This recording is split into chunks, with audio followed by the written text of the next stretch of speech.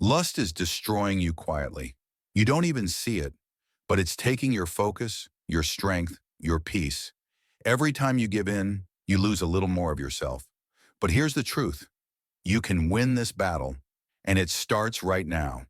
Lust isn't just desire, it's deception. It gives you pleasure for a moment, then emptiness for hours. It tells your brain you've achieved something when all you've done is trade your energy, your drive, your purpose for pixels. You think you're in control, but you're not.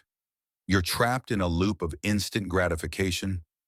How can you lead your life if you can't even lead your mind? That's not power. That's prison. And I know, because I was there too. Most people fail to overcome lust because they rely on willpower alone. But willpower fades. Systems don't. You don't rise to your goals. You fall to your habits. You're losing because you've made lust convenient. Your phone's always near. You scroll late at night, alone with no direction. And you never stop to ask, why? You've trained your brain to chase dopamine. Now you have to retrain it to chase purpose. Cut off the triggers, block the sites, mute the noise, make failure harder. But don't just remove, replace. Build new habits. When the urge hits, move. Push-ups, walk, write, breathe. Don't stay still. Action breaks temptation. And ask yourself, what am I escaping from?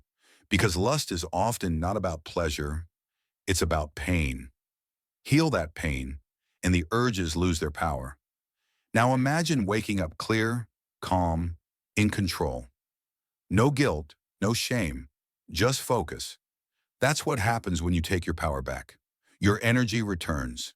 Your confidence grows. You stop being led by impulses and start leading your life.